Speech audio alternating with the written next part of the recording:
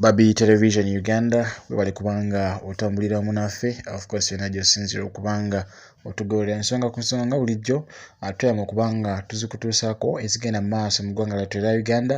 naddala mu kibiina kyaffe ekya National Unity Platform. Bitalo nnyo bitalo ddala olw'ensonga nti ennaku zino ekyamazima abantu bangi nnyo abantu baffe batuvudde nnyo ku maaso nga His Excellency Robert Kyagulanyi Ssentamu yakava okuziikirako omwana foot soldier ono nno nga yafiirwako maama we ennaku ze tukubye amabega era bambi kitalo ddala mu nnaku ze zimu waayita mbale nga twakaziika muganda waffe oyo muganda wa maama wa mugwana waffe oyo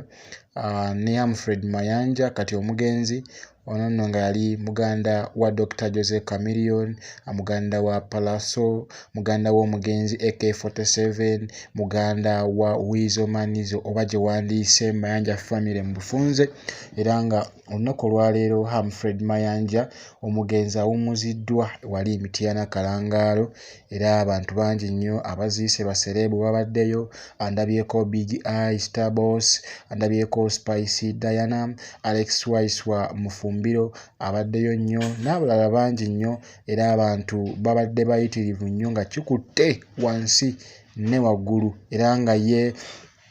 President Robert Kyagulanyi Ssentamu tasobodde kubanga abeerayo era akiikiriddwa Alex Waiswa Mufumbiro amyuka omwogezi w'ekibiina kya National Unity Platform. Of course waliwo akatambi akagenda mu maaso nga kasakulatinga ku social media nga kalaga omu ku bavubuka ababeera ennyo ne Mathias Mpuuga Nsamba. Actually abavubuka babadde baweererako ddala basatu balambirira n'akabinja k'abantu abamu nga bagezaako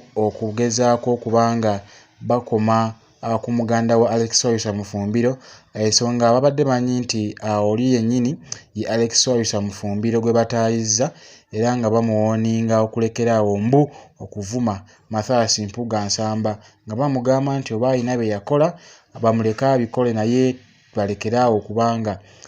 kubanga mbu amuvuma. Okusinziira ku ebyo byempulidde bikoledde vidiyo ndowooza osobola okuba nga oddayoko oscrolling emabega awo ye vidiyo nagibawadde bulungi nnyo ku mukutu gwa Babi Television Uganda wano wennyini w'oli